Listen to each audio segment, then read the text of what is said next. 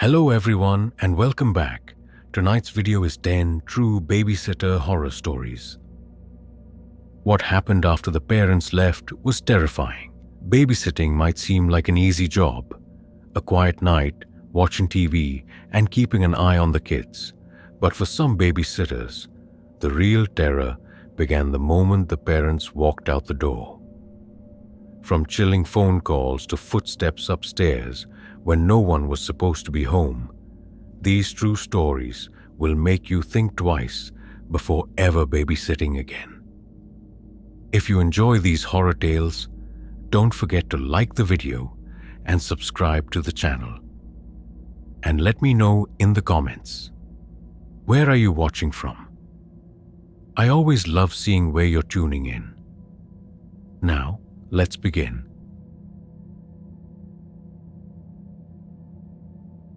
Maya needed the money. A school trip to Washington, D.C. was coming up, and it was expensive. So when she saw the flyer on the community bulletin board, she called the number right away. The job was babysitting for the Clark family. They had 2 young boys, ages 5 and 7. The pay was great, much better than any other job she could find. There was only one catch. The Clarks lived in an old farmhouse miles outside of town, down a long gravel road that seemed to stretch on forever. When she drove out there for the first time, she felt a little nervous. The house was even more isolated than she had imagined. Fields of tall, dry corn surrounded it on 3 sides. On the 4th side was a dark, dense patch of woods. There were no other houses in sight. The farmhouse itself was old and weathered, with peeling white paint and a porch that sagged a little on one end. It looked like the kind of place that had a lot of history and a lot of secrets. Mr. and Mrs. Clark were friendly enough. They seemed like normal, hard-working people. They showed her around the house and introduced her to the boys, who were full of energy and excited to have a new babysitter. Everything seemed fine until the moment they were about to leave. Mrs. Clark pulled Maya aside, her friendly expression replaced by one of serious, almost fearful intensity. "Maya, I need you to listen to me very carefully," she said, her voice low. "There is one rule in this house that is more important than all the others."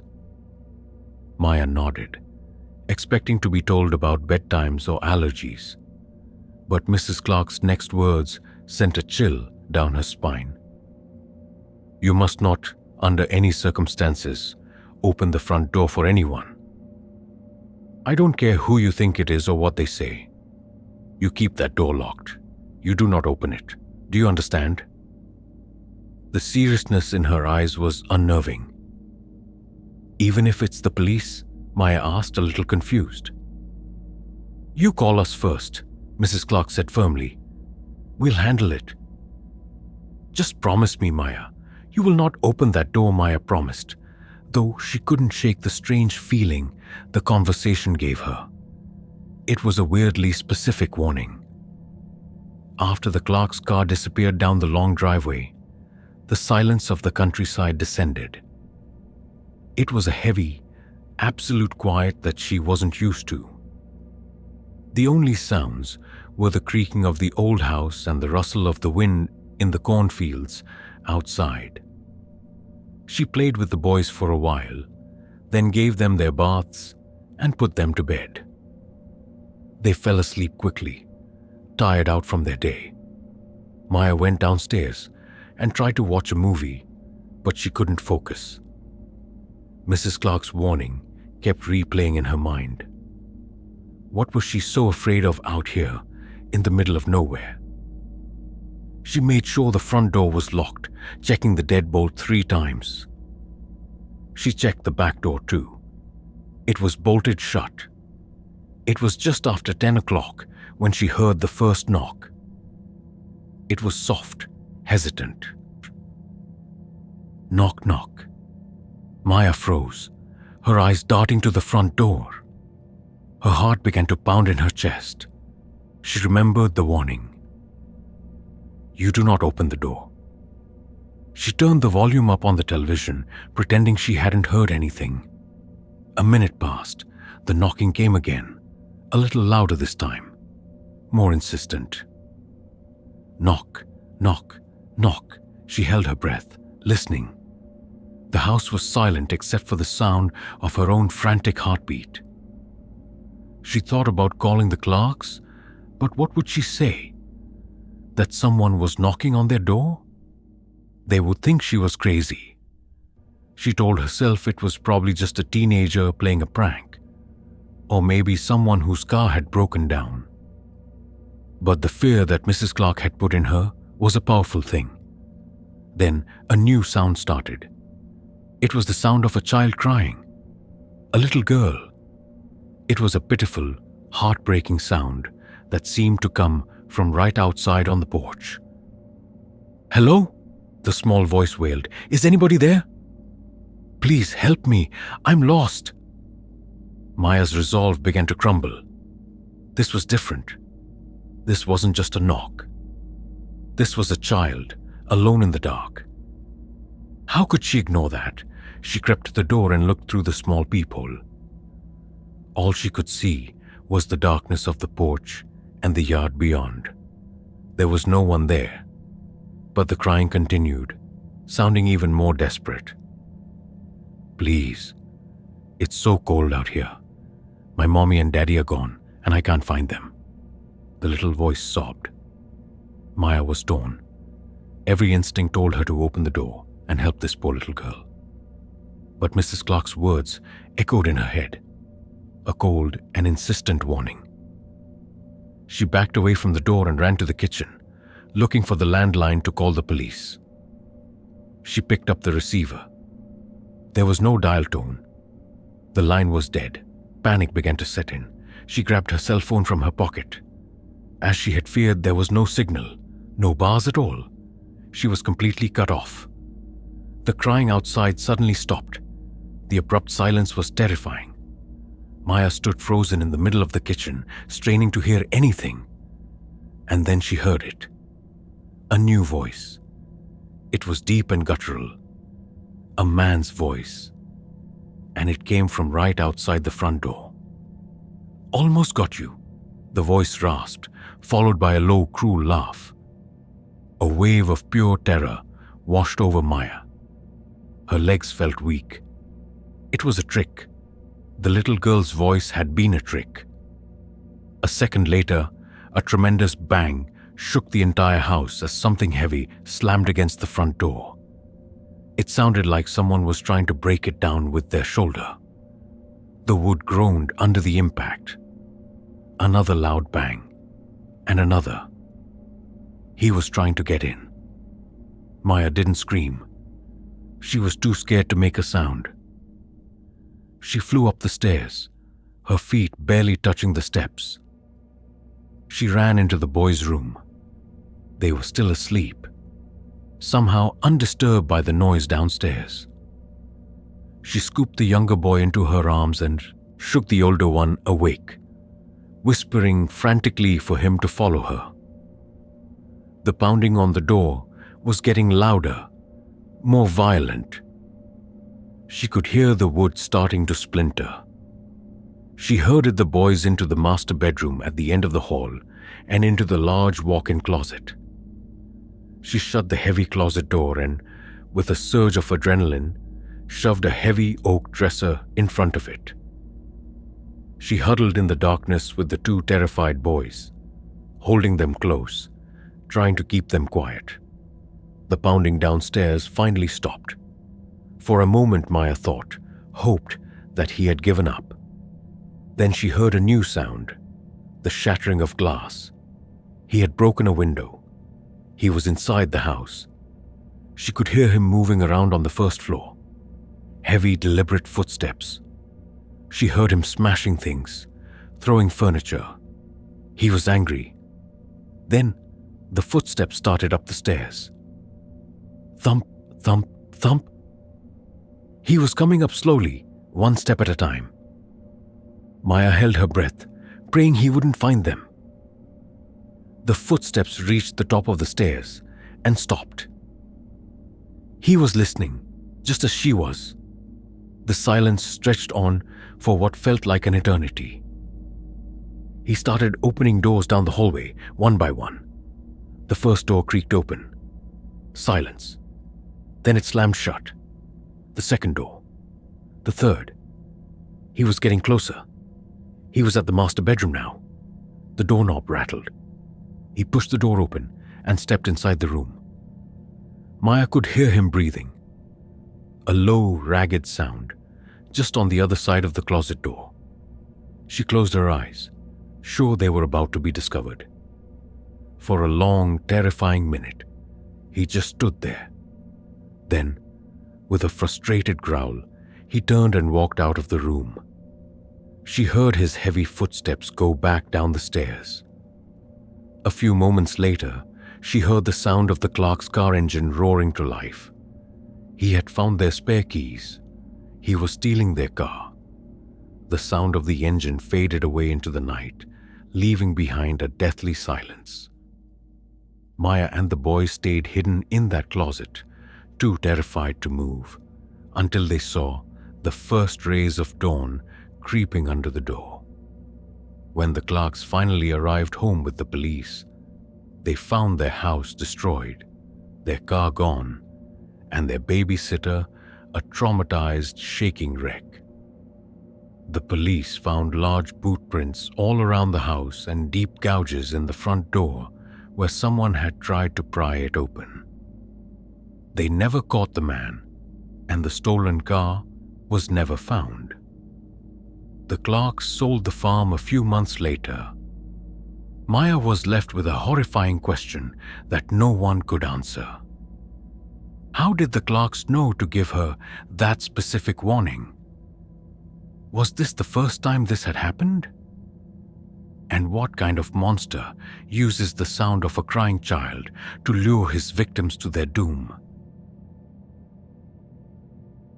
For a college student like Sarah, babysitting for the Pattersons was the perfect job. They lived in an exclusive, gated community where every lawn was perfect and every house looked like it belonged on the cover of a magazine.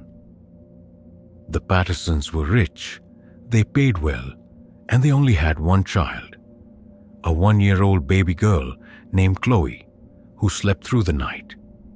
It was basically a paid study session.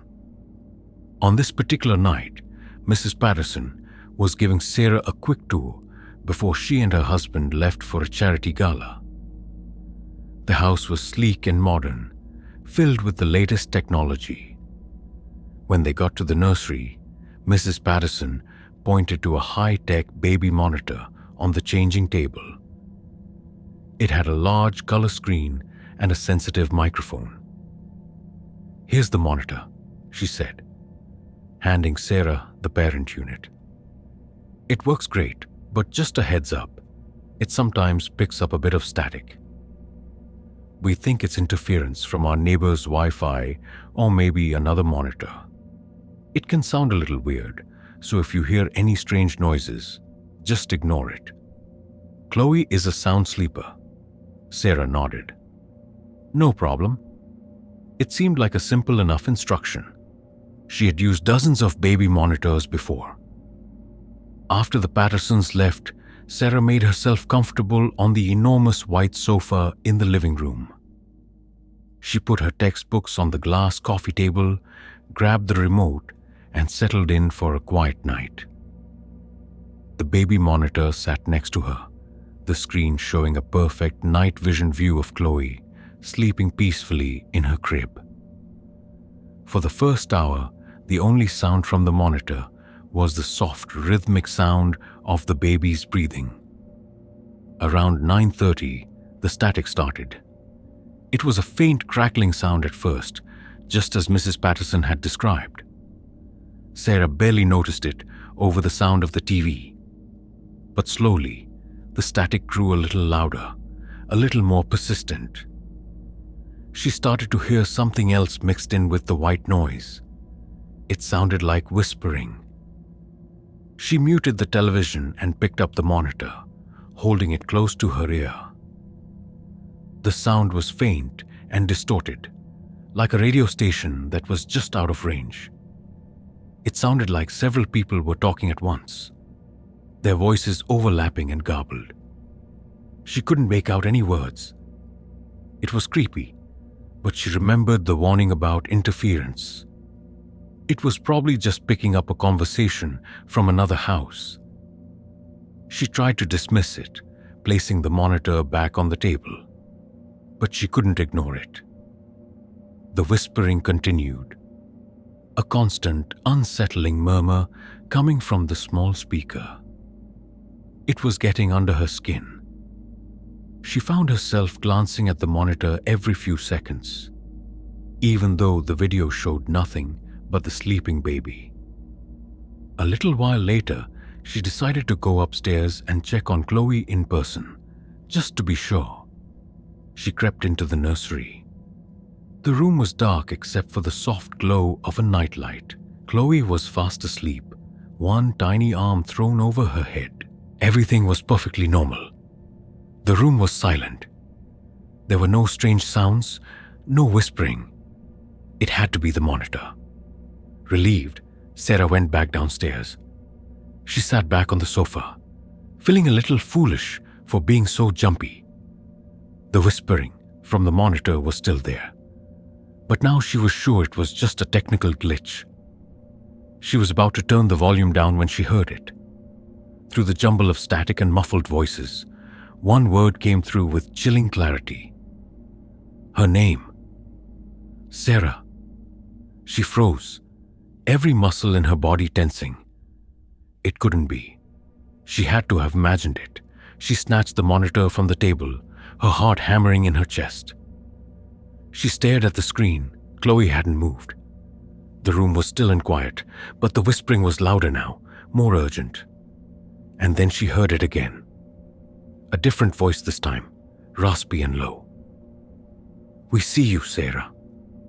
A cold dread, sharp and icy, washed over her.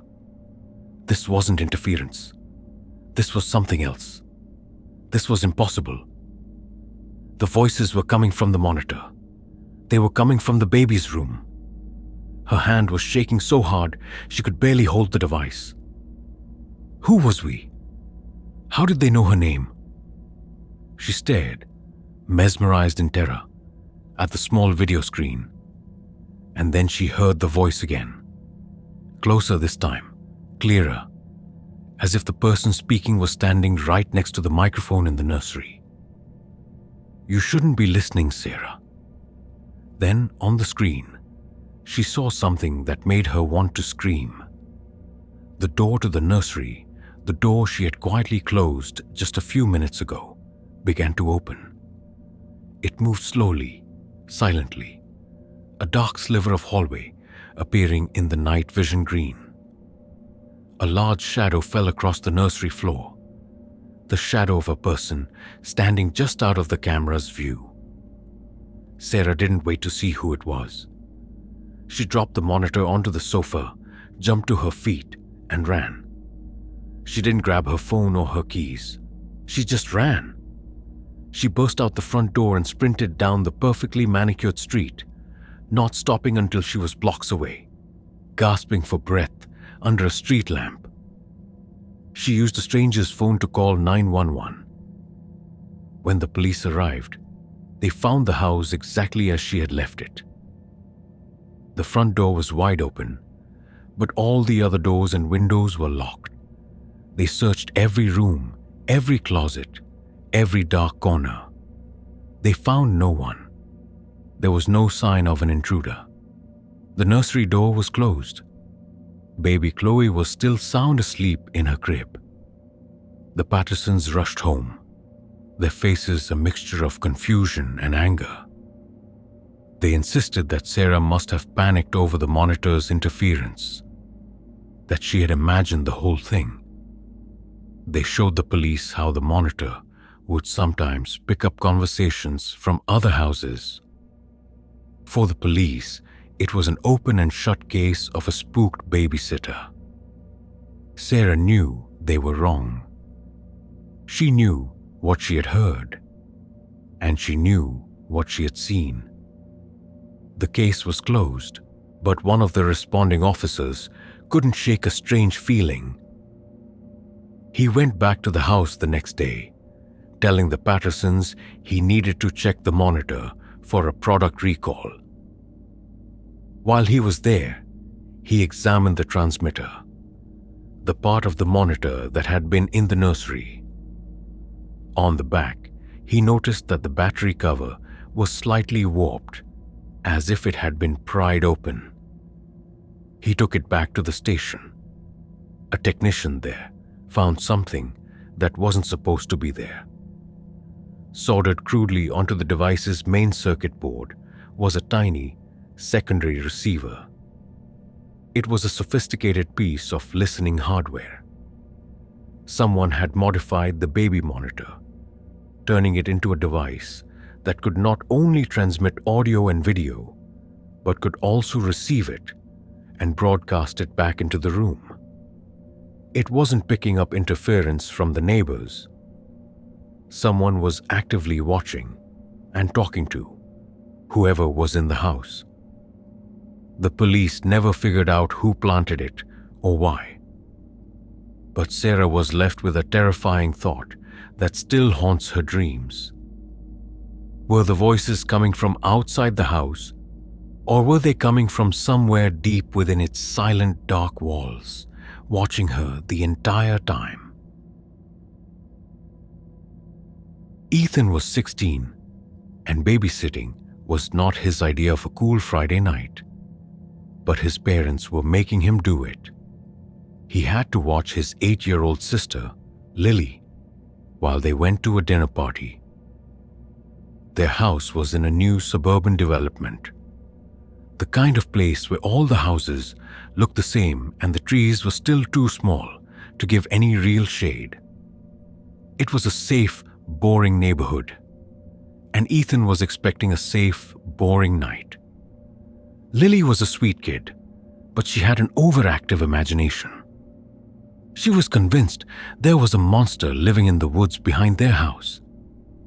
She called him Mr. Stripes because she said he was tall and skinny with long, stripy arms. Ethan had always dismissed it as a silly kid's fantasy. Tonight, he would learn just how real her fantasies were. After their parents left, Ethan and Lily played video games for a while. As it started to get dark, Lily began to get nervous.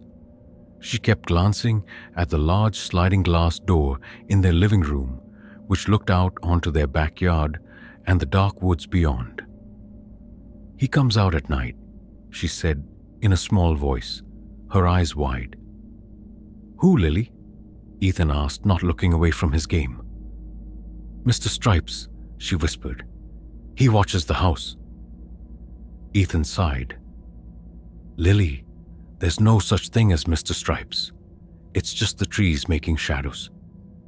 He tried to reassure her, but nothing he said seemed to help. At 9 o'clock, he sent her upstairs to bed. She went reluctantly, making him promise to keep the curtains closed. Ethan went back to his game, turning up the volume to block out the quiet of the house. He was deep into a difficult level when all the lights in the house flickered and went out. The television, the game console, everything went dead. They were plunged into a sudden, disorienting darkness. Ethan swore under his breath, assuming it was just a power outage. He fumbled for his phone and turned on its flashlight. The single beam of light cut through the blackness, making the shadows in the room seem to dance and stretch. He was about to go check the circuit breaker when he heard a small whimper from the top of the stairs. Lily was standing there, clutching her teddy bear, her face pale with fear. "He's here," she whispered, her voice trembling. "Mr. Stripes." He cut the power. "Don't be silly, Lily. Ethan said, trying to sound brave. "It's just a blackout. The whole neighborhood is probably out." But when he looked out the front window, he saw that all the other houses on the street were still brightly lit. It was only the house that was dark. A cold knot of fear tightened in his stomach. That wasn't right. He tried to keep his voice steady for Lily's sake. "Okay, you stay here. I'm just going to check the breaker box in the basement." He left Lily on the stairs and made his way to the basement door, his phone's flashlight beam bouncing nervously off the walls. The basement was dark and smelled of damp concrete. The breaker box was on the far wall. As he walked toward it, his light swept across the small basement windows. For a split second, the beam illuminated a face looking in. It was pale and thin, with two large dark eyes. It was gone in an instant, but the image was burned into Ethan's mind. He froze, his heart pounding. He told himself it was a reflection, a trick of the light. He forced himself to continue to the breaker box. He opened the metal door and saw that all the main breakers had been flipped to the off position. That was strange. Breakers didn't just flip themselves off like that. Someone had to have done it manually. With a shaking hand, he flipped them all back on. The basement lights flickered to life, and he heard the hum of the furnace starting up again. Upstairs, the television blared back on. He ran back up the stairs, his fear turning into a confusing mix of relief and terror. Lily was still at the top of the stairs, her eyes fixed on the sliding glass door in the living room. "He's in the yard," she said, her voice barely audible. Ethan followed her gaze. At first, he saw nothing but their dark backyard, but as his eyes adjusted, he saw it. A figure, standing at the edge of the woods, partially hidden by the shadows of the trees. It was tall and unnaturally thin, so thin it looked like a sketch. Its arms were long, dangling, almost to its knees. Even from this distance, he could see that its clothes, or maybe its skin, had some kind of striped pattern. It was Mr. Stripes. He was real. Ethan felt a surge of adrenaline. He grabbed Lily's hand and pulled her away from the stairs. "Get away from the window," he hissed. He ran to the sliding glass door and fumbled with the lock, making sure it was secure. He yanked the curtains shut, blocking the view of the yard. He grabbed his phone to call 911, but before he could dial, they heard a sound that made them both jump. It was a soft, scratching sound coming from the back of the house. It was the sound of long fingernails dragging slowly across the wooden siding. Scrap, scrap. The sound moved along the wall toward the kitchen window. Ethan grabbed Lily and pulled her into the pantry, a small windowless room off the kitchen. He quietly closed the door, leaving them in complete darkness. He held his sister tight, trying to muffle her frightened sobs against his chest. The scratching stopped. The house was silent again. Then they heard the sound of the kitchen window sliding open. He was inside. They heard his footsteps in the kitchen. They were light and strangely quiet, almost like a dancer's. He was moving through the house, slowly, methodically. They heard him go into the living room, then start up the stairs. Ethan's heart felt like it was going to beat out of his chest. He was searching for them. They waited in the dark pantry for what felt like hours, listening to the quiet, terrifying sounds of the intruder moving through their home. They heard him go into Lily's room, then into his room, then into their parents' room. He was opening and closing doors, his movements unhurried and deliberate. Finally, the footsteps came back down the stairs. They stopped right outside the pantry door. Ethan held his breath. He could hear the creature on the other side of the door. He could hear its breathing. It was a slow, raspy sound, like dry leaves skittering across pavement. A thin line of light appeared at the bottom of the door as the kitchen light was turned on. A shadow fell across the light, the shadow of two long, thin feet. He was just standing there, waiting. Ethan knew that if they made a single sound, he would find them. Lily started to tremble in his arms, a sob catching in her throat. Ethan clamped his hand gently over her mouth, praying she would stay quiet. And then they heard the sound of the garage door opening. Their parents were home. The creature in the kitchen must have heard it too. The shadow under the door vanished. They heard a series of quick, light footsteps, then the sound of the back door sliding open and then shut. He was gone. When their parents came inside, they found Ethan and Lily huddled in the pantry, both of them pale and shaking. At first, they didn't believe Ethan's frantic story. But then they saw the open kitchen window, the muddy footprints on the floor, and the long, deep scratch marks that ran all along the back of their house. The police came and searched the woods, but they found nothing. There was no sign of the tall, thin man in stripes. The family moved away a few months later. Lily never talked about Mr. Stripes again, but Ethan would never forget. He would never forget the silence of the house after the power went out, the pale face in the basement window, or the terrifying, patient shadow that waited for them on the other side of the pantry door. He was left with the chilling realization that the monsters children imagine are sometimes very, very real. And sometimes they are watching from the woods, just waiting for the parents to leave.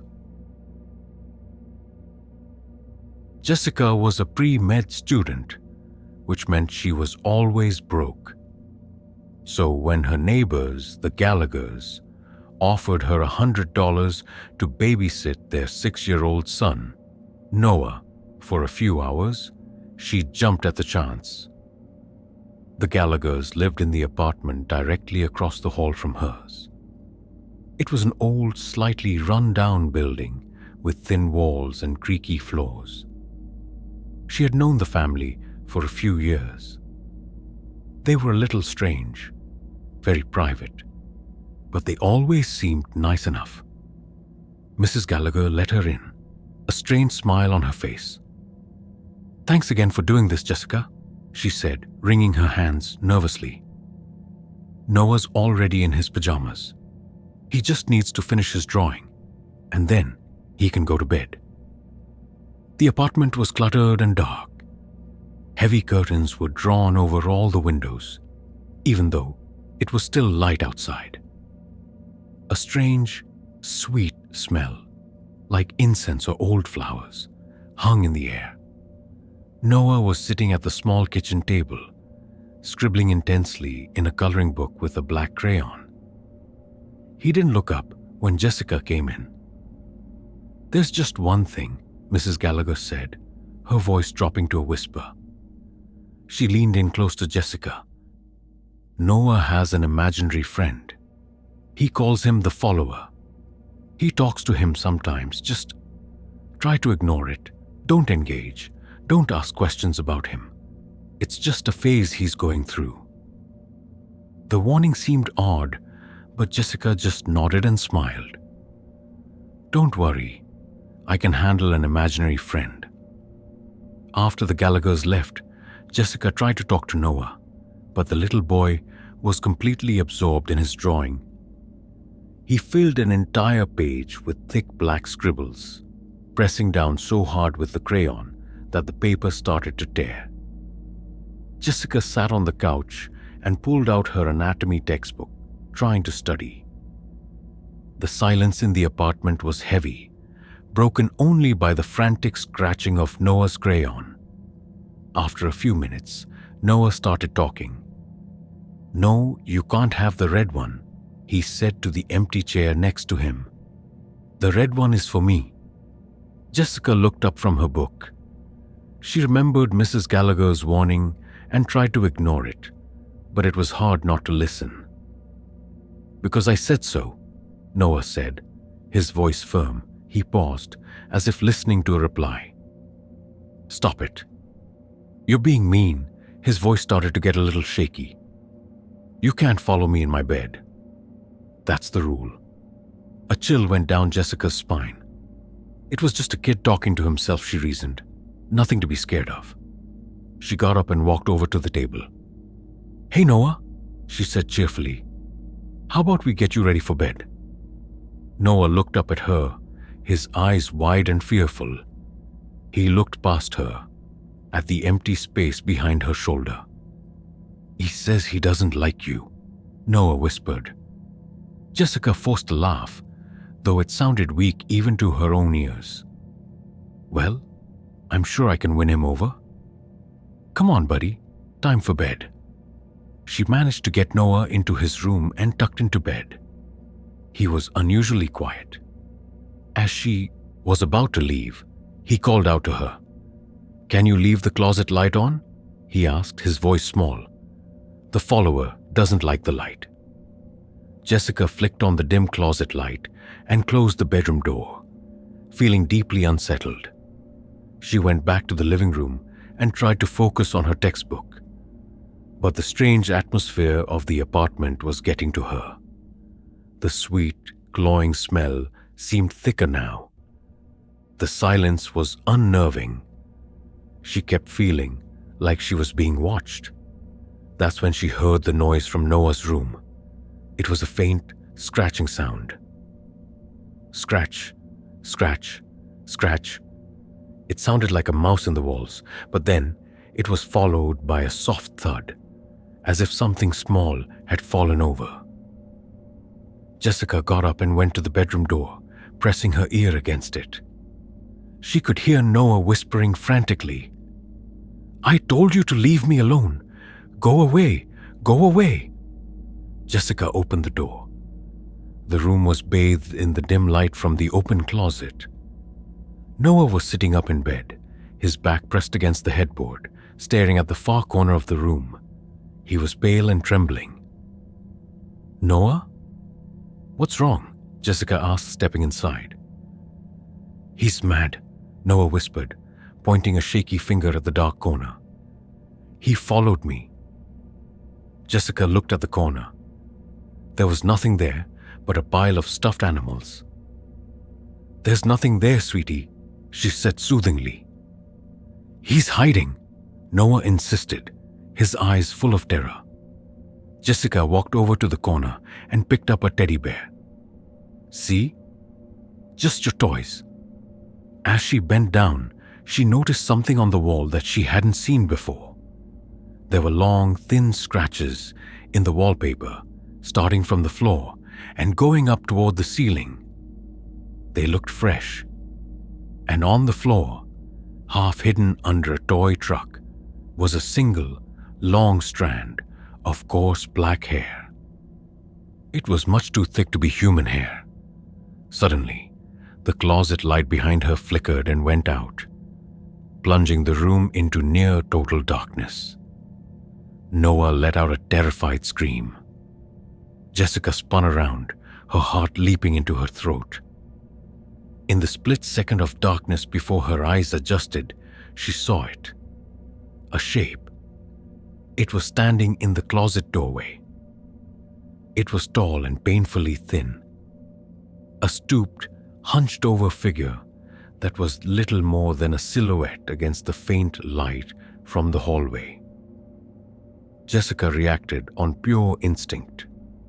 She scooped Noah out of the bed, ran out of the room, and slammed the door shut.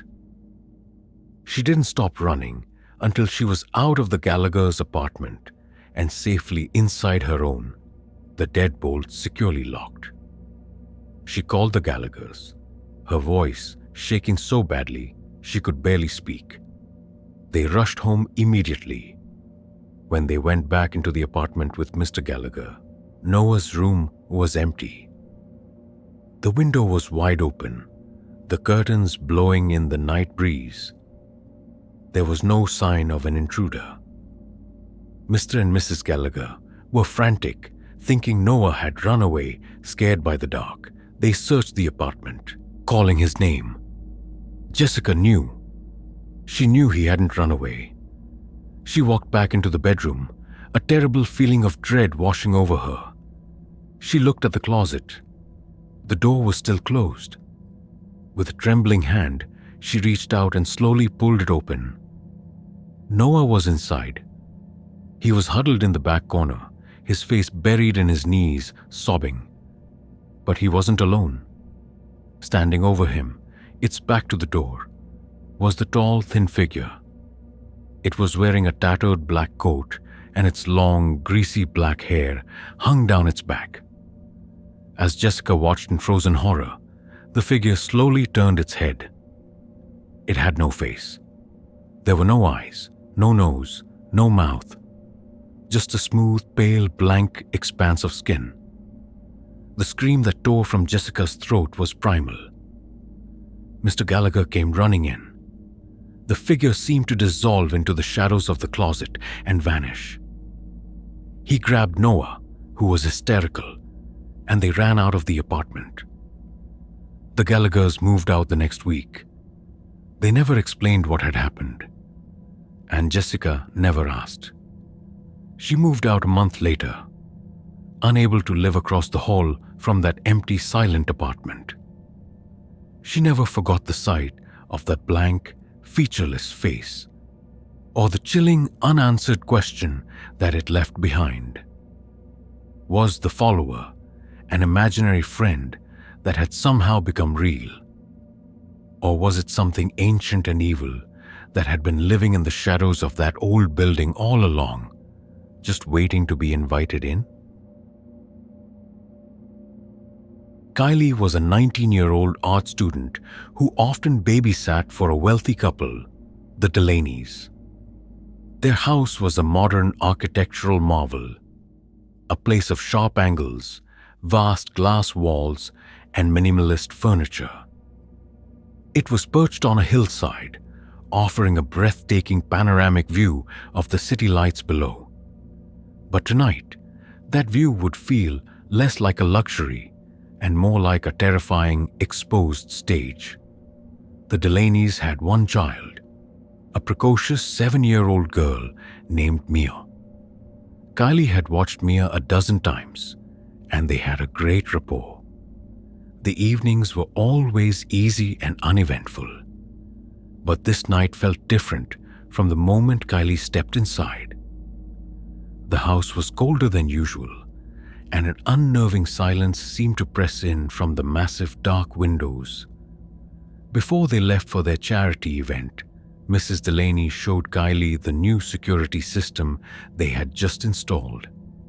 It was state-of-the-art, with cameras covering every entrance and a large monitor in the kitchen that displayed all the video feeds at once.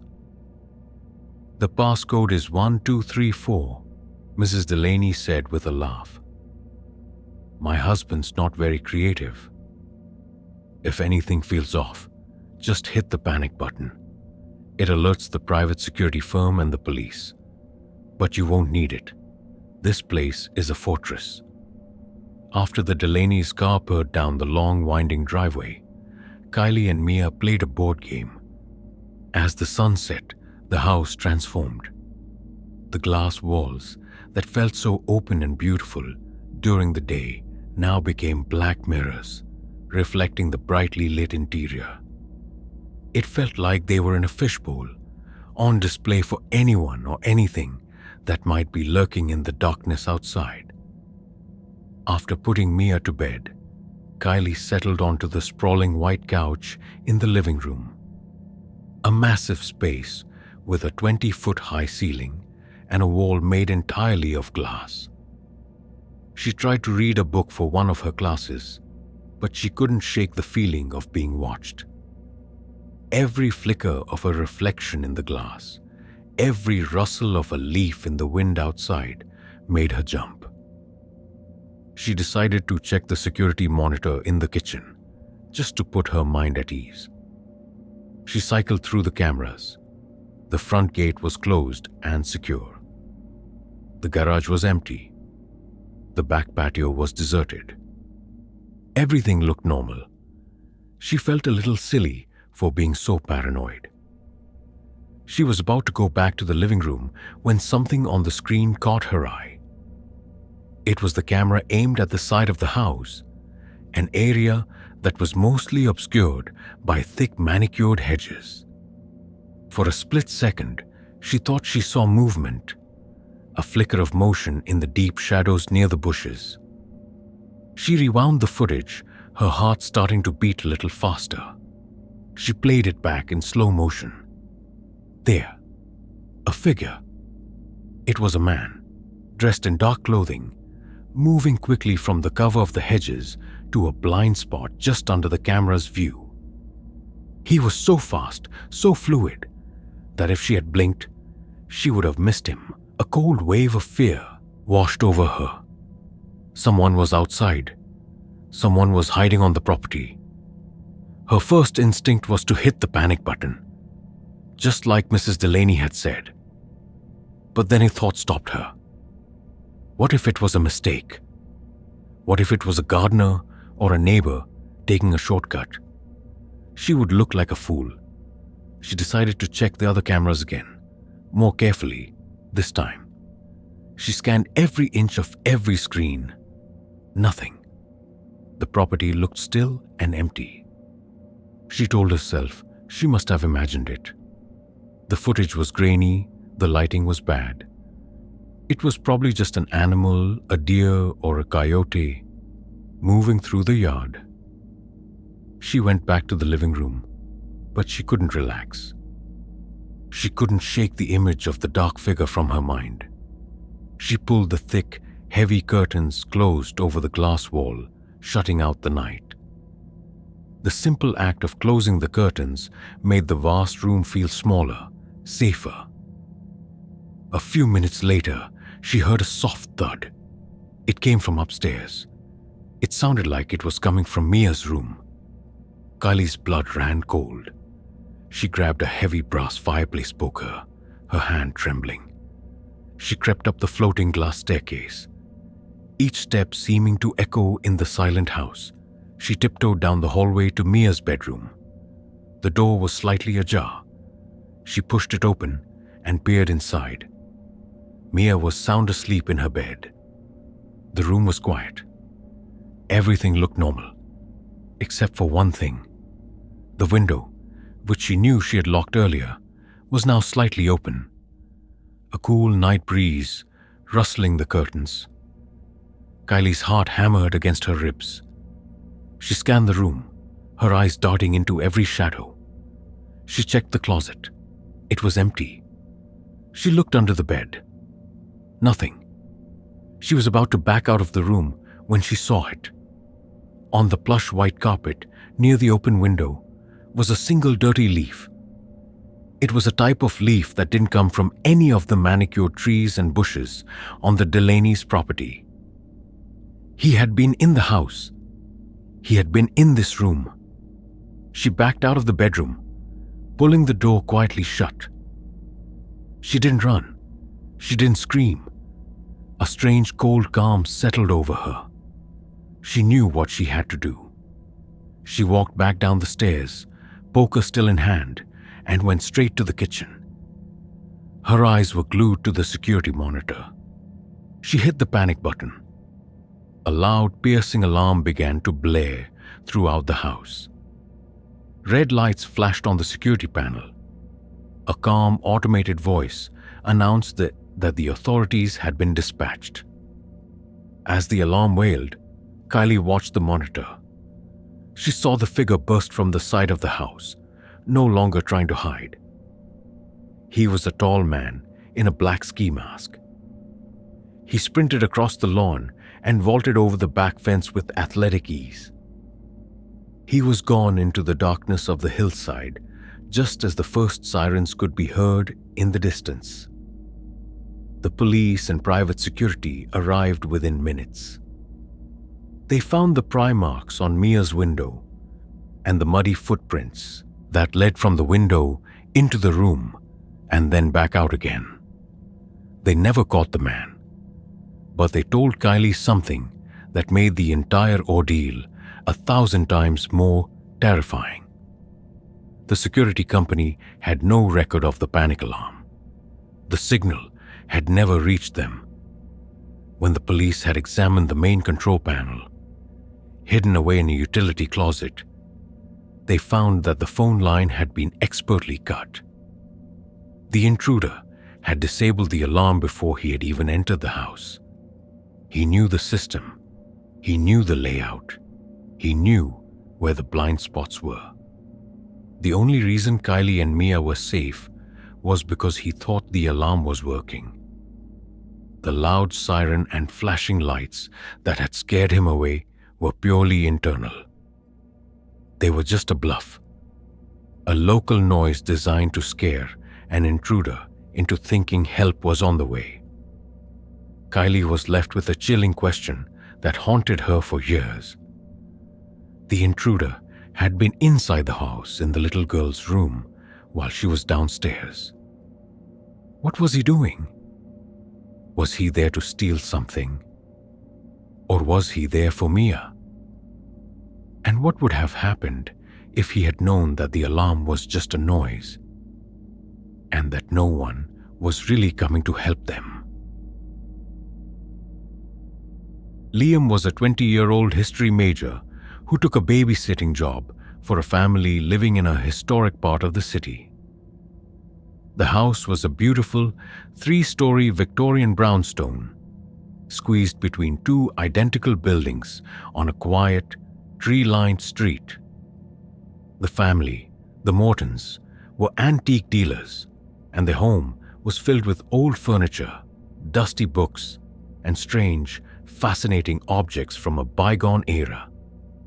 Mr. Morton was a jovial, eccentric man with a bushy white mustache.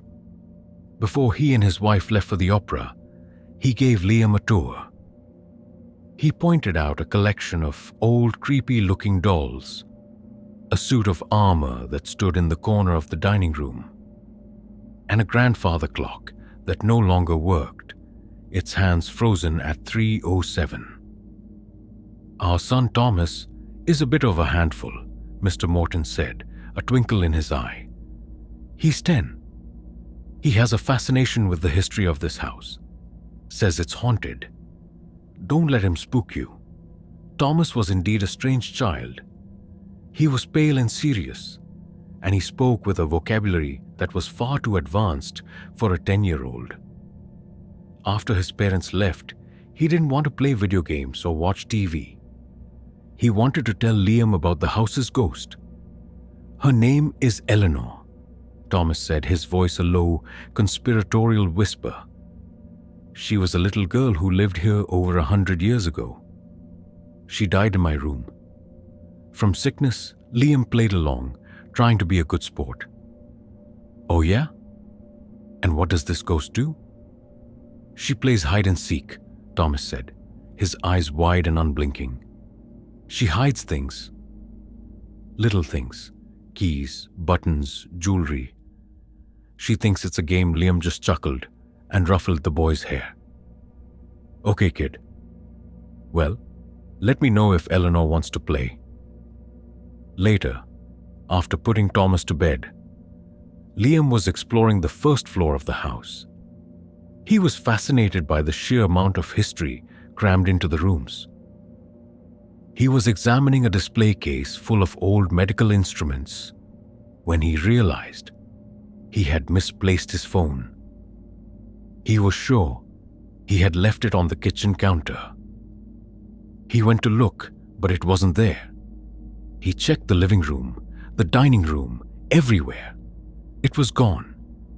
He remembered what Thomas had said about the ghost hiding things. He smiled to himself.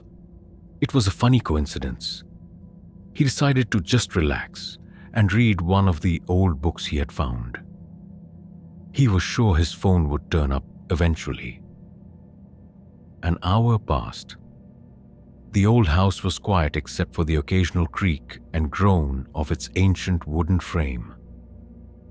Liam was absorbed in his book when he heard a faint sound coming from upstairs.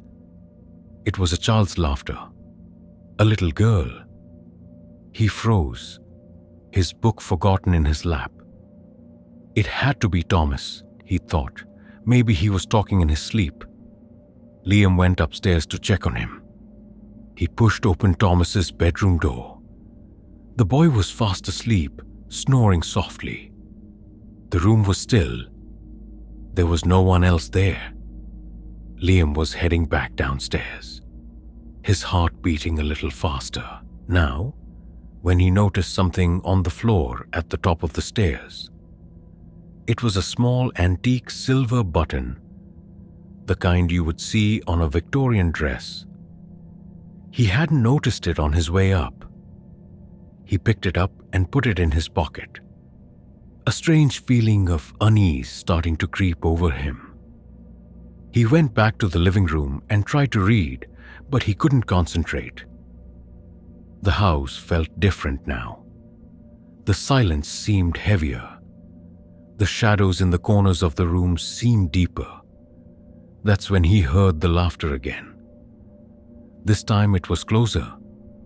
It was coming from the dining room. He got up and walked slowly to the dining room archway. He peered inside. The room was empty. The long mahogany table was set with porcelain dishes, as if for a dinner party that had ended a century ago. The suit of armor stood silently in the corner. Nothing was out of place. But as he turned to leave, he saw it. Sitting in the very center of the polished table was his phone. He stared at it, his mind racing. How did it get there? He had searched the entire first floor. He would have seen it. It was impossible. He walked over to the table and picked it up.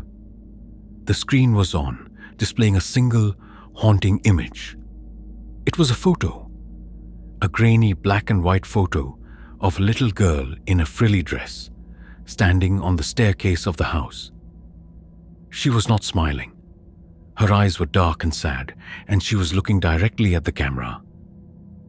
Liam had never seen this photo before. It wasn't in his gallery.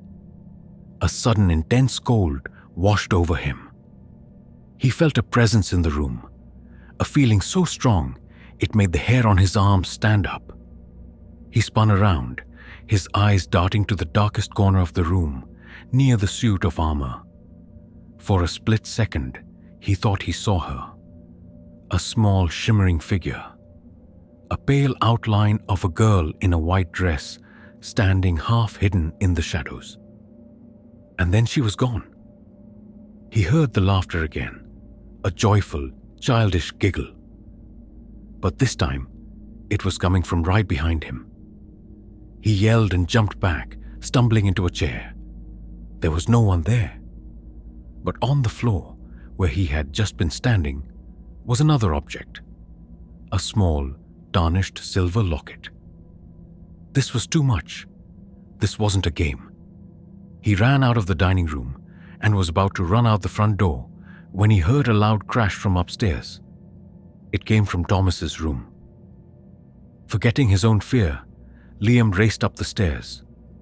He threw open Thomas's door. The room was a mess. Books were swept off the shelves, toys were scattered everywhere. Thomas was huddled on his bed, crying, pointing a trembling finger at his closet. "She's angry," he sobbed. "I told her to stop, and she got angry." The closet door was rattling violently, as if someone was trapped inside and trying to break it down. Liam, acting on pure adrenaline, ran to the closet and threw the door open. The rattling stopped. The closet was empty, but the back wall of the closet, which had been covered in wallpaper, was now exposed. A large section of the old flowery paper had been torn away, revealing the dark, rough wooden planks beneath. scratched crudely into the wood were words, "My house. Get out." Liam grabbed Thomas and they ran downstairs. He called Mr. Morton, his voice frantic, and told him what had happened. Mr. Morton was quiet for a moment on the other end of the line, and then he let out a long, weary sigh. "So she's playing again," he said, his voice devoid of any surprise. "Don't worry, son. Just stay on the first floor. She doesn't usually come down there." Liam couldn't believe what he was hearing. They knew. The family knew about the ghost, and they had left him there alone with it. When the Mortons got home, they weren't angry about the mess. They seemed resigned to it. Mr. Morton explained that the strange occurrences had been happening for years. Ever since they bought the house, things would go missing. They would hear noises, see things out of the corner of their eyes. They had learned to live with it. They said Eleanor was usually a harmless, playful spirit. But sometimes she got angry. Liam took his money and left, never looking back. He never found out the full story of the little girl who haunted the brownstone. But he was left with the chilling memory of the words scratched into the closet wall, and the disturbing question of what happens when a spirit that died a child never truly grows up, forever playing games in the house where she died and throwing tantrums when she doesn't get her way. Jenna was a 22-year-old nursing student who thought she had found the easiest babysitting gig in the world. The Coopers were a young, friendly couple with a newborn baby, a little girl named Lily. They lived in a brand new cookie-cutter house in a sprawling suburban development where the silence at night was almost absolute. The job was simple. Come over after the baby was already asleep, watch TV, do some homework, and get paid. On her third night babysitting for them, everything started out as planned. The Coopers left for a dinner date, and Jenna settled onto their plush couch with her laptop and a stack of textbooks. The house was quiet and still. The only sound was the low hum of the air conditioner. Around 10 o'clock, she started to hear a strange noise. It was a faint, rhythmic thumping sound. Thump, thump, thump. It was so soft she could barely hear it over the sound of her own typing. She paused and listened. The sound was coming from upstairs, from the direction of the nursery. Her first thought was that something was wrong with the baby. She ran up the stairs and quietly opened the nursery door. The room was dark, except for the soft glow of a cartoon character nightlight. In the crib, baby Lily was fast asleep, her tiny chest rising and falling in a steady rhythm. The room was perfectly silent. The thumping sound was gone. Jenna stood there for a long moment listening. Nothing. She must have imagined it. She quietly closed the door and went back downstairs, feeling a little foolish. She sat back down at her laptop, but she couldn't focus. She kept listening for the sound. A few minutes later, it started again. Thump, thump, thump. It was the same slow, steady rhythm. This time, she was sure she wasn't imagining it. She muted her laptop and tiptoed to the bottom of the stairs, straining to hear. The sound was definitely coming from upstairs. It sounded like someone was gently tapping on a wall. She thought about all the logical explanations. It could be the pipes in the walls. It could be the house settling. It could be a tree branch hitting the roof, even though the trees in this new neighborhood were little more than twigs. But the sound was so regular, so deliberate. It didn't sound random. She decided to check on the baby again. She crept back up the stairs, her heart beating in time with the thumping sound. As she got closer to the nursery, the sound got louder. It was coming from inside the room. She slowly pushed the door open. The thumping immediately stopped. The room was silent again, except for the soft breathing of the sleeping baby. This was starting to freak her out. She checked on Lily, who hadn't moved. She looked around the room. The window was locked. The closet was empty. There was nowhere for anyone to hide. There was no explanation for the sound. She went back downstairs, her sense of unease growing with every step. She decided to call her boyfriend, just to hear a friendly voice. As she was talking to him, trying to explain the strange noise without sounding crazy, she heard a new sound through the phone. It was a faint, high-pitched squeal. "What was that?" her boyfriend asked. "It sounds like you have a bad connection." Jenna's blood ran cold. The sound wasn't coming from the phone. It was coming from the baby monitor on the coffee table. She had forgotten it was on. She hung up the phone and snatched the monitor. The screen showed the grainy night vision image of Lily sleeping in her crib. But coming through the speaker was a strange, garbled electronic noise, a mixture of static and high-pitched squeals. She remembered Mrs. Cooper telling her that the monitor sometimes picked up feedback if it was too close to other electronics. She moved it away from her laptop. The squealing stopped, replaced by a low humming static. And underneath the static, she could hear it. The thumping sound. It was faint, but it was definitely there, coming through the monitor's speaker. Thump, thump, thump. So the sound was real. It was happening in the nursery, but only when she wasn't in there. What in the world could it be? She stared at the small screen, her eyes wide, trying to find any clue in the dark, blurry image. The baby was still asleep. Nothing in the room was moving. Then, she heard another sound through the monitor. It was a voice. A man's voice. It was low and distorted by the static, but she could just make out the words. "I see you," the voice rasped. "I'm in the house." Jenna dropped the monitor as if it were on fire. It clattered onto the floor.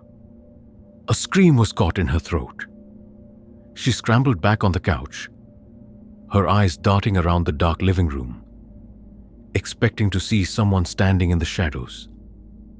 There was no one there. Her mind was a whirlwind of terror and confusion. How was this possible? Was someone in the nursery with the baby? She had just been in there. It was empty. Was he hiding somewhere else? Was he watching her on a hidden camera? With shaking hands, she picked the monitor back up. The static was gone. The only sound was the soft breathing of the baby. She stared at the screen, her heart pounding. Had she imagined the voice? Was the stress of her exams making her hear things? And then she saw it. On the monitor, something was happening that made her entire body go numb with fear. In the crib, the baby was still asleep, but the mobile hanging over the crib, a collection of brightly colored plastic animals, was moving. It was turning, slowly, deliberately, as if an invisible hand were pushing it. The mobile was not electric. It was not a wind-up toy. The only way it could move was if someone was physically touching it. Jenna didn't wait for another second. She bolted for the front door, fumbling with the locks. She ran out of the house and didn't stop until she reached a neighbor's porch, where she frantically rang the doorbell and called 911. The police arrived and did a full sweep of the house. They found nothing. Every door and window was locked from the inside. The attic and the crawlspace were secure. There was no sign of a forced entry, and no one was hiding inside. The baby was perfectly safe, still sound asleep in her crib. The Coopers rushed home, convinced that Jenna had had some kind of panic attack. The police, with no evidence of a crime, had no choice but to agree. They chalked it up to an overactive imagination and a faulty baby monitor. But Jenna knew what she had heard and what she had seen. A few days later, unable to let it go, she did some research on the new housing development. She discovered something that the real estate agent had failed to mention. The land that the neighborhood was built on had been, for over 50 years, the site of a state-run asylum for the criminally insane.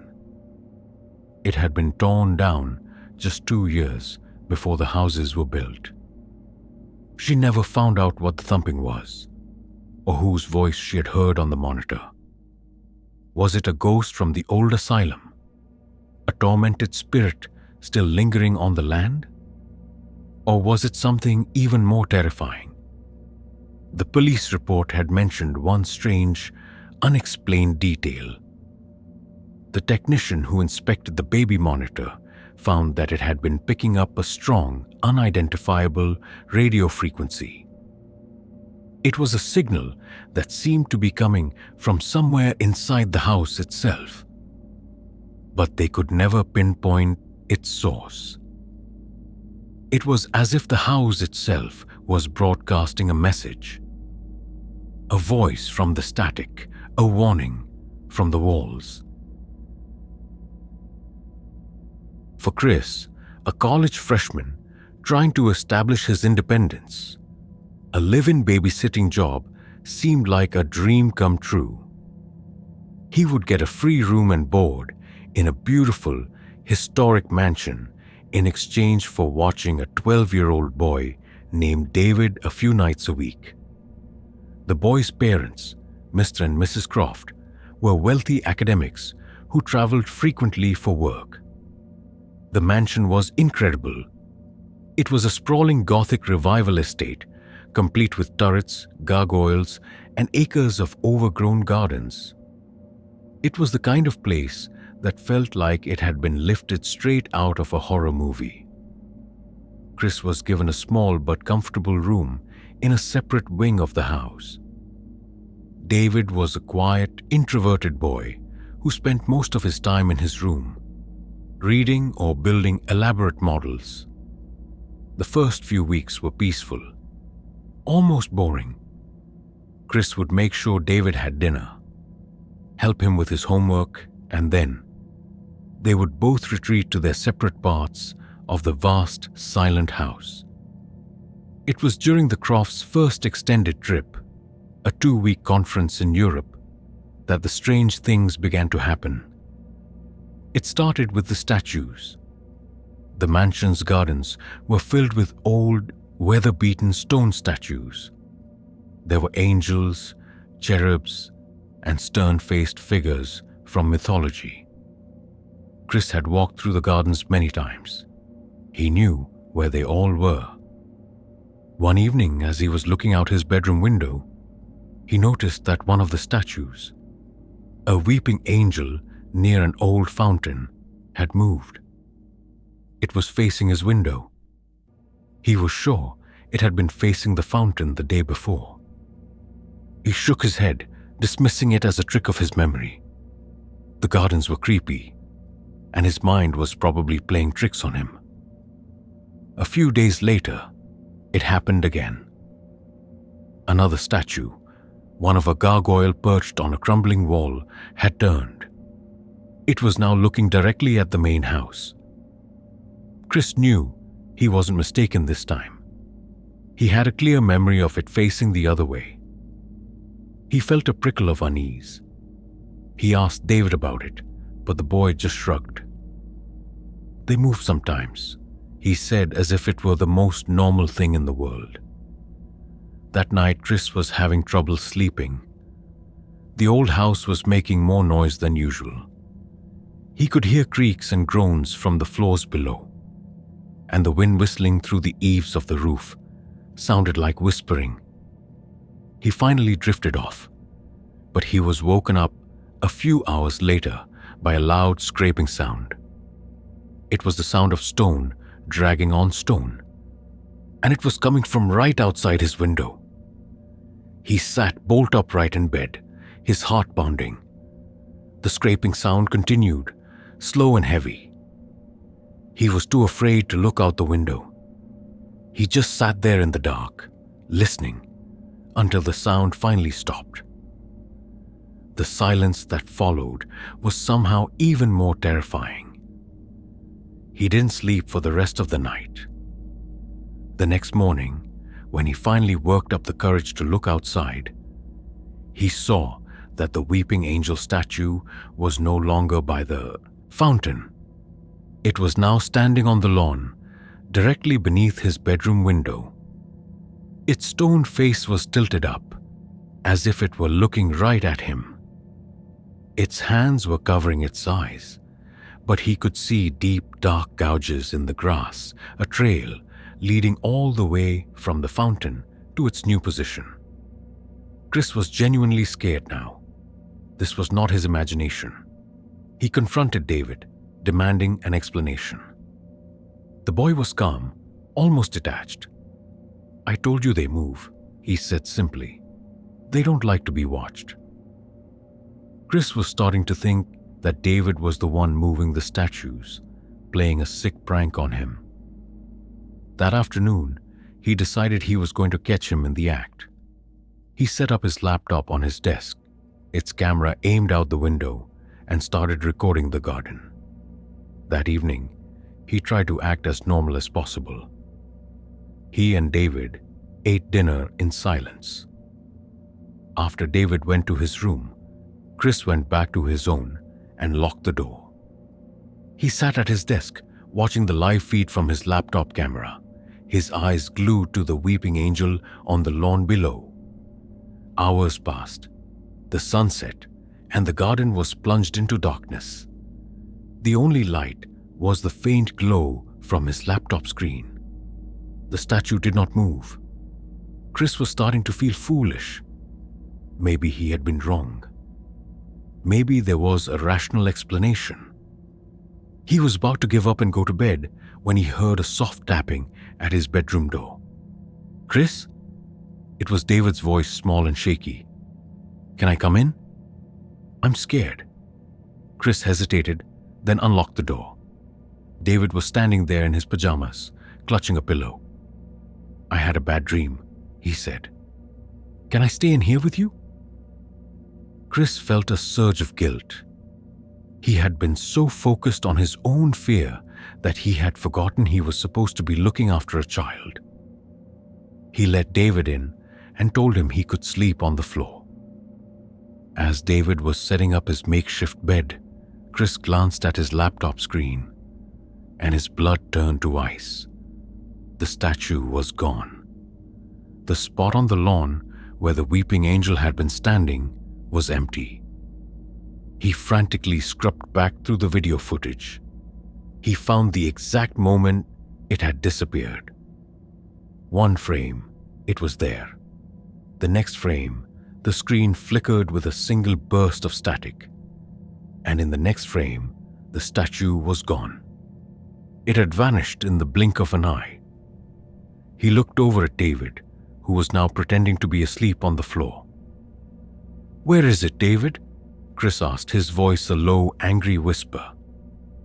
"What did you do?" David didn't answer. Chris was about to shake him when he heard a noise that made his heart stop. It was the sound of his bedroom window slowly creaking open behind him.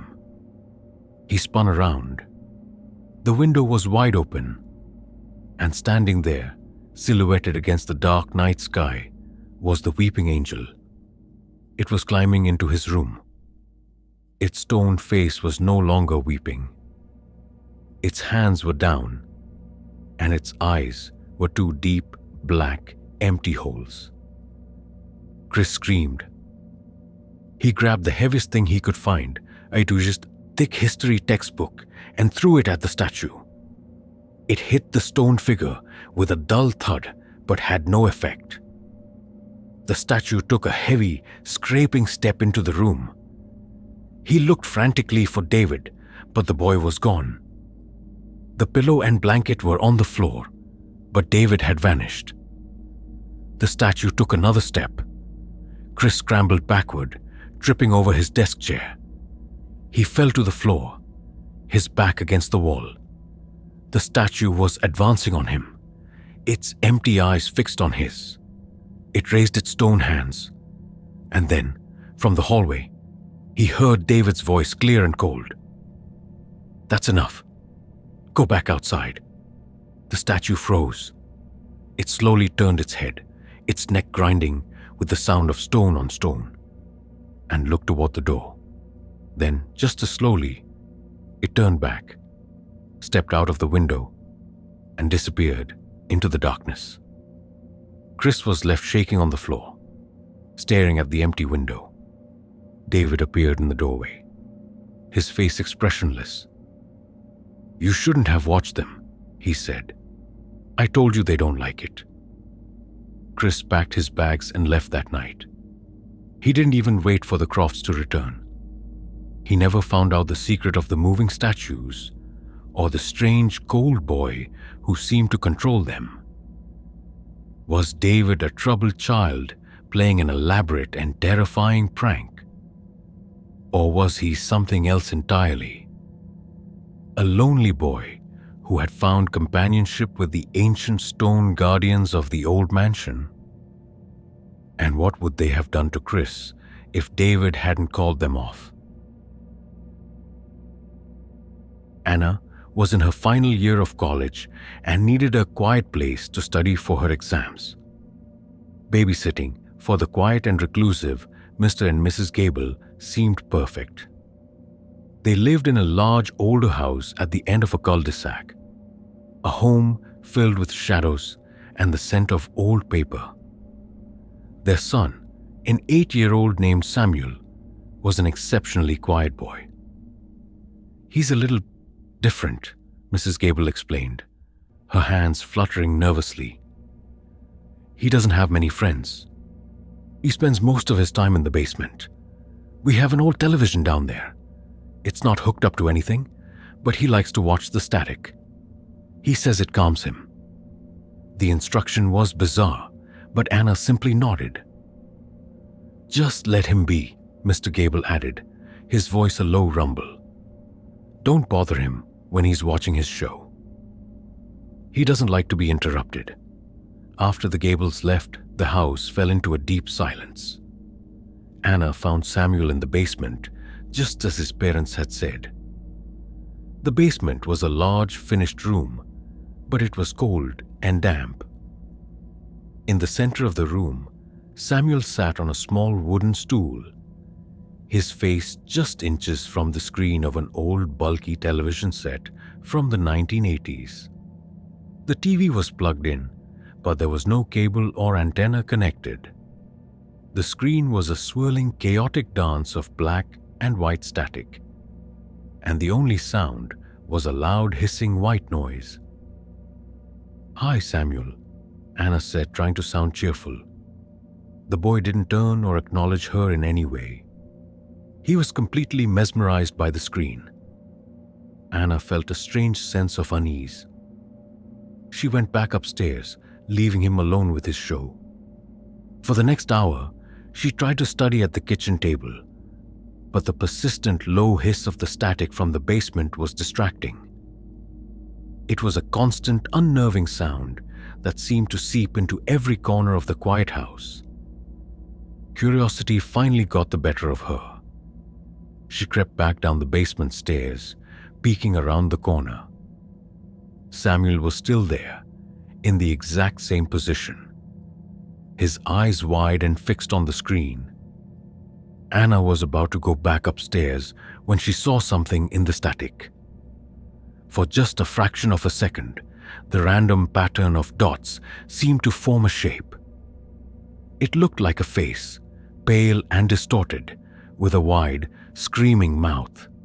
It was gone in an instant, lost back in the chaotic snow. Anna blinked, sure she had imagined it. It was like seeing shapes in clouds. Her mind was playing tricks on her. She went back to her books, but the image of the screaming face was stuck in her head.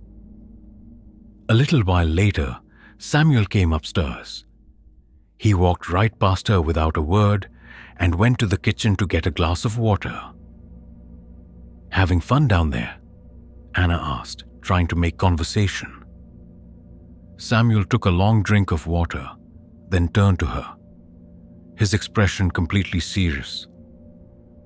"The static is angry tonight," he said, his voice flat. "They don't like you here." Before Anna could ask what he meant, he turned and went back down to the basement. A cold chill prickled Anna's skin. "They?" She tried to laugh it off as the strange ramblings of a lonely kid, but she couldn't shake the feeling of dread that was starting to grow in the pit of her stomach.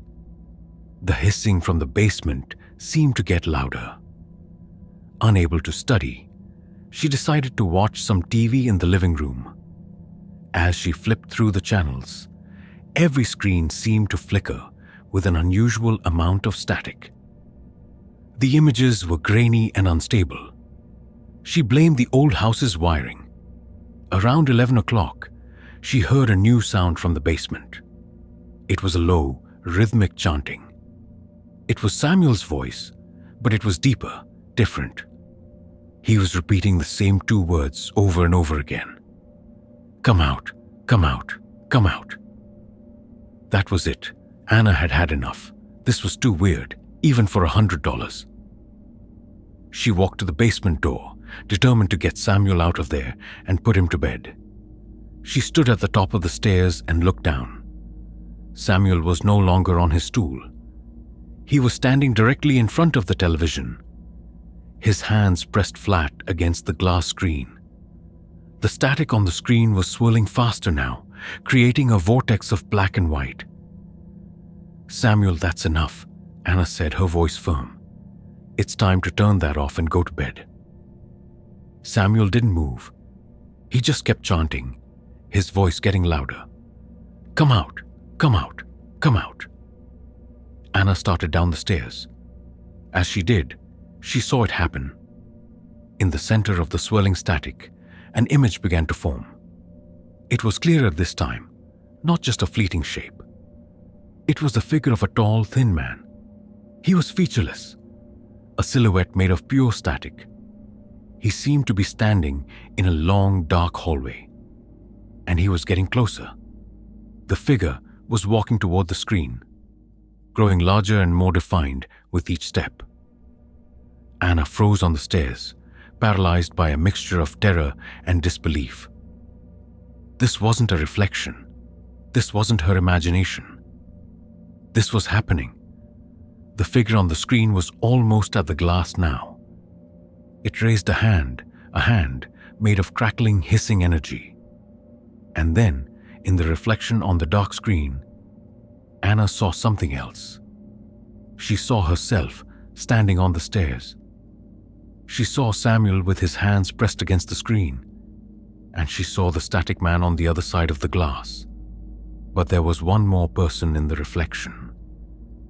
A figure was standing in the basement, right behind Samuel. A tall, dark shadow of a man, standing perfectly still. Anna screamed and spun around, her eyes darting to the empty space behind Samuel. There was nothing there. The basement was empty except for the two of them. She looked back at the TV. The reflection was gone. The figure in the static was gone. The screen was just a hissing, snowy mess again. She didn't wait to understand what had happened. She ran down the rest of the stairs, grabbed the stunned and silent Samuel by the arm and pulled him away from the television. She dragged him upstairs, ignoring his protests. She shoved him into his bedroom, slammed the door, and then ran and locked herself in the master bathroom. She called the Gables and told them to come home immediately, not even trying to explain the impossible things she had seen. She stayed locked in that bathroom, listening to the unending hiss of the static from the television, which now seemed to be coming from every vent and every drain in the house, until she heard the sound of the Gables' car in the driveway. They never hired her again, and she never asked what happened. She was left with the horrifying, lingering question: what was Samuel watching in that basement? And were the figures she saw trapped inside the static, trying to get out? Or were they already in the house, just using the screen as a window? It was supposed to be a simple job for Leo, a one-night babysitting gig for a 14-year-old girl named Maya. Her parents, the Jensens, lived in a stark, isolated house at the end of a long country road. The house was a modern cube of glass and concrete, surrounded by nothing but miles of flat, empty fields. During the pre-job interview, the Jensens had been strange. They were cold, distant, and seemed intensely anxious. "Our daughter, she has night terrors," Mrs. Jensen had explained, her eyes avoiding Leo's. "She might wake up screaming. She might say things that don't make sense. The most important thing is that you do not let her out of her room after 10 p.m. No matter what she says, no matter how much she begs. You keep her door locked. It locks from the outside." Leo was taken aback. Locking a child in her room seemed extreme, but the Jensens were paying him $300 for 5 hours of work. He needed the money for his car repairs, so he agreed. When he arrived that night, the house felt even more unnerving. The setting sun cast long, creepy shadows across the empty fields. Inside, the house was minimalist and sterile, like an art gallery. Mrs. Jensen led him to Maya's room. The door was solid, heavy steel, with a large industrial-looking bolt on the outside. It looked less like a bedroom door and more like the entrance to a vault. Maya was sitting on her bed, a pale, thin girl with large, haunted eyes. She didn't say hello. She just stared at Leo with a look of profound sadness. "We'll be back by midnight," Mr. Jensen said, his voice a low monotone. "Remember the rule, Leo. 10 o'clock, the door gets locked." After they left, Leo tried to make conversation with Maya, but she answered in monosyllables, her eyes constantly darting toward her heavy bedroom door. The atmosphere was so tense that Leo was almost relieved when 9:30 came and Maya went into her room without being told. At 10 o'clock, sharp, feeling like a prison guard, Leo slid the heavy steel bolt into place. The sound it made, a loud, definitive clank, echoed through the silent house. He tried to relax on the uncomfortable modern sofa, but the silence of the house was absolute and unnerving. At around 10:30, the screaming started. It was a sound of pure, unadulterated terror. A young girl's shriek that was filled with so much pain and fear that it made the hair on Leo's arms stand up. "Help me, please," Maya screamed from behind the door. "He's in here. Let me out. Please, let me out." Leo's heart was pounding. This was what the Jensens had warned him about. A night terror. It wasn't real. He had to remember that. But the screams sounded so real, so desperate. Then came a new sound. A series of loud, violent bangs against the inside of the door. "He's trying to get me," she shrieked, her voice hoarse with panic. "Don't let him get me.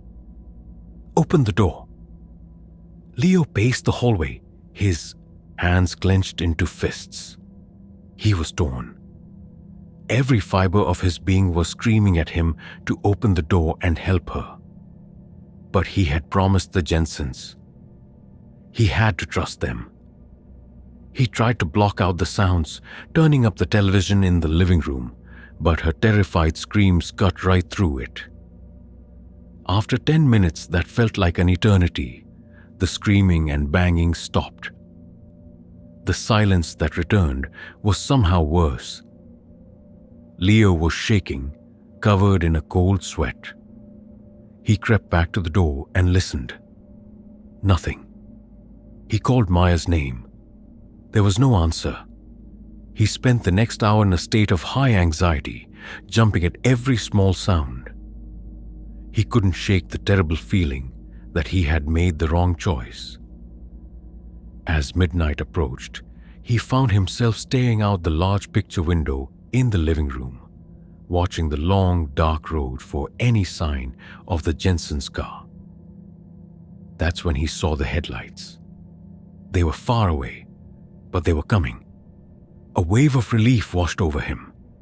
But as the car got closer, he realized something was wrong. It wasn't just one car. It was two. And the second one, driving behind the Jensens, had flashing red and blue lights on its roof. It was a police car. The Jensen's car pulled into the driveway, followed closely by the police cruiser. Mr. and Mrs. Jensen got out of their car. They looked disheveled and frantic.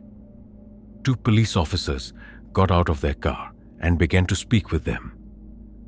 Leo couldn't hear what they were saying, but he could see the urgency in their gestures. Then, one of the officers pointed at the house. He pointed directly at Leo, who was still standing in the window. Mr. Jensen looked at him, and his face was a mask of pure, cold hatred. Leo's blood ran cold. He didn't understand what was happening. Why were the police here? Why were the Jensens looking at him like that? A terrible thought began to form in his mind. The night terror, the screams, the locked door. It wasn't about keeping Maya in. It was about keeping him out. He sprinted to Maya's bedroom door and fumbled with the heavy bolt. His hands were shaking so badly, it took him 3 tries to get it open. He threw the heavy door open. The room was empty. The window on the far side of the room was shattered, and cold night air was blowing in. On the bed, there was a single piece of paper. It was a child's drawing, done in crayon. It showed a tall, smiling stick figure. Next to it was a smaller stick figure, a little girl with a sad face. And standing behind them, both were 2 other figures, their faces drawn as angry, monstrous scribbles. Underneath the drawing, in shaky, childish letters, was a single word: parents. Leo finally understood. Maya wasn't having a night terror. She was terrified of the night, terrified of what happened when her parents came home. The man she was screaming about wasn't an imaginary monster. He was real, and he was coming to help her. Leo had been hired to be a warden, to keep the girl locked in a room so she couldn't escape when her parents returned with their friend. The police weren't here with the Jensens. They were here for them. Someone, a neighbor, or maybe the man who helped Maya escape, had finally called them. Leo heard the front door of the house burst open. He didn't wait to see who it was. He ran to the shattered window in Maya's room, climbed out, and ran into the darkness of the empty fields, never once looking back. He was left with the sickening, horrifying truth. Sometimes, the monster isn't hiding under the bed or in the closet. Sometimes, it's the 2 people who hire you, the ones who smile and give you the rules. And the most terrifying question of all is not what's in the dark, but what happens when the people who are supposed to protect you are the very source of the darkness itself. Which of these stories felt the most real to you? Let us know in the comments below. The truth is often more terrifying than any fiction. Stay safe